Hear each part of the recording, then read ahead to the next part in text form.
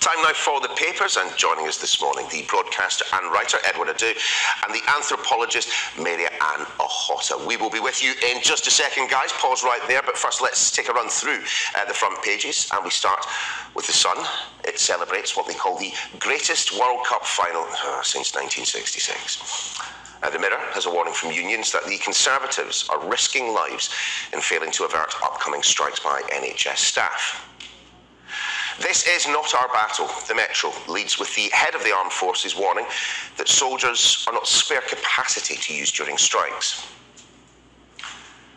The Express says nursing unions are willing to compromise over their pay demands. The Eye, it chooses to lead with a warning from paramedics that a delay in 999 call response times is costing lives. More on that story in just a second. A senior NHS source has warned that elderly patients who are fit to be sent home are instead likely to be stuck in hospital over Christmas because of strikes. That is the front page of the Telegraph. Plus, the Daily Mail reports that the pundit, ex-footballer Gary Neville, is facing criticism over his comments comparing striking British workers to migrant workers in Qatar. Border Force strikes will those threaten misery for millions of passengers arriving at UK airports, according to the report in The Times. The FT says the rapid spread of COVID in China is causing medicine shortages and widespread illness. That's the lead in the FT. The Guardian goes with a report that workers who made jeans for Tesco in Thailand say they were trapped in effective forced labour. And here is the lead for the Daily Star. It warns that dogs can overheat if they sleep under the covers.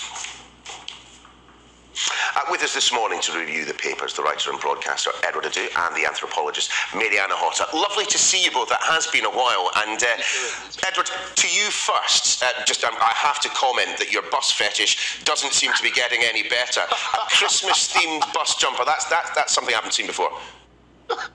We've got to do it in style, Neil. This story concerning the paramedics or ambulance workers in the Eye. I mean, generally, if we ever have to call for an ambulance, I remember during COVID. I'm not sure whether I had COVID, but I know for a fact that I was suffering, had lots of chest pains, and I had to call the ambulance on at least once or twice, or possibly more. They were very swift. They came within sort of 20 minutes, half an hour, very, very friendly, very helpful. It seems now people are waiting up to 7-8 hours for an ambulance. And a paramedic has told the Eye about a guy who he called 999. He was suffering from chest pains and nausea, and he was sadly found dead on the floor. Just to be absolutely clear here, what we're talking about is this is not as a result of the strikes. This is the situation that ambulances are in day in, day out. We've got to make that clear. It's got nothing to do with the strikes. This is the general situation that is facing people and ambulance workers at the moment. And the thing is, what is causing this in terms of the delays? Is it down to the infrastructure? Is it down to the amount of people who are being rostered to work? I mean, for people waiting up to 7 or 8 hours for an ambulance, it's very scary. The strike is happening on Wednesday. Ambulance workers want a 4% increase. Most people think they should get an increase because they do a great job. But I think the situation which is concerning here is, which should be looked into, is to try and figure out how to minimise the delays, because nobody wants their mum, their dad, their grandparents to have to make that call for an ambulance, and they may not get to them on time. 7 or 8 hours is very worrying. It certainly is, and particularly, Mary-Anne, when you combine it with the problems that already exist within the health service, particularly regarding nurses. Interesting story in the front of the Express. They are willing to compromise to come down from 19.2% pay rise, but what's the point of that if Steve Barclay isn't willing to negotiate at the other end? Well, you've hit the nail on the head there. So this is a column, a sort of opinion piece by Pat Cullen, who's the General Secretary of the Royal College of Nursing, the Nurses Union. And she says that the public do support what she describes as the fairness we are looking for. They're not looking for a miracle. They want to come to the table. And the last time that she had contact with government ministers, so the Health Secretary, Steve Barclay, was a week ago.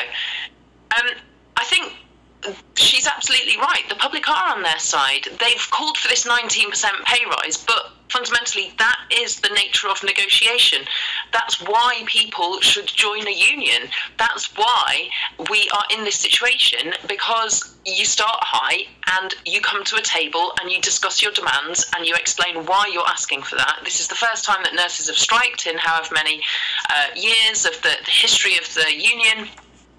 And I would imagine that most nurses do not want to go on strike. They're not kind of rubbing their hands with glee going, oh great, tomorrow we get to stand on the pavement outside the hospital where we would much rather be inside working with the patients that we devote our lives to. The bottom line is there's a point at which people say enough is enough.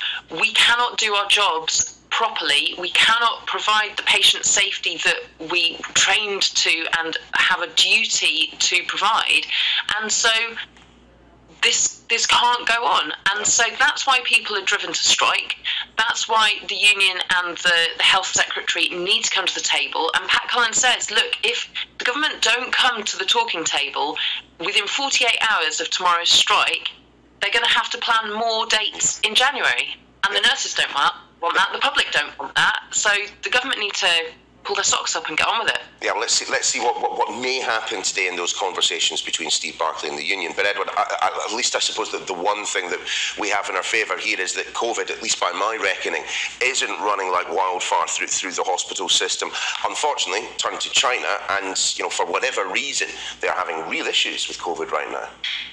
Having real issues, shortages of medication.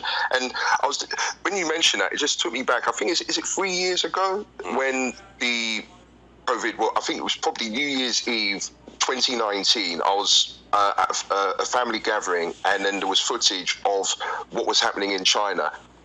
Three years on, China seemed to be in the same place with lockdowns, with a zero policy on COVID. I mean, to the point where there were demonstrations and life for people in China. I mean, there's no form of normality. Now, to hear that COVID is getting out of control there, it certainly will affect all of us, because if you're ordering from various outlets, if you're buying stuff, which most things nowadays are made in China, if the people aren't there to make them, if people calling in sick, then there is a problem in terms of the economy. And it's worrying to think that pharmacies are running out of medication. And also, you've got to think, what is being done to try and tackle COVID in China? We seem to, as you said, Neil, the virus is still there. It's still prevalent, but we're managing to control it. We can get on a train, we can go to a bar, we can go to a restaurant, and some people opt to put masks on. But in a sense, it feels to me that life is back to normal, and I'm so glad. But for people in China, it's not the case. It seems as if life is a struggle for them at the moment. Certainly is. Let's try and squeeze another couple of stories in. Mary-Anne, take us to the front of The Guardian. A remarkable bit of investigative journalism by them if this story stands up. Yeah, this is quite a shocking exclusive, and the situation that Tesco may be facing litigation by former employees from a factory called VKG, so VK Garment Factory, which is in the city of Mae Sot in Thailand, but it's on the Thai-Myanmar border, and it's got this reputation, this city, as a place where there are lots of garment factories that are effectively staffed by migrant workers coming over the border from Myanmar. And because they're coming in, they don't necessarily have the paperwork. It's a sort of wild west of employee rights. And factory workers are taking advantage of that, paying them terrible low wages, demanding a number of hours worked that is just intolerable. So this investigative work shows that 130 workers are now planning to sue Tesco because this garment factory was making jeans and jackets and other garments for Tesco. Now, mostly to be sold in the Tesco Thai market, but all the profits come back to Tesco PLC based in the UK. And so, because companies have a duty of care for modern slavery throughout their supply chain, Tesco are liable because they're profiting from these people's misery, effectively. And what kind of misery are we talking? Paid about £4, sometimes as low as £3 for a 8 a.m. to 11 p.m. shift, one day off a month, and having to work 24 hours a day to meet order demands. It's really shocking. I'm afraid we are going to have to stop it right there. It is definitely a story for people to take a quick look at. We will see you again next hour for more of the same. Thanks very much.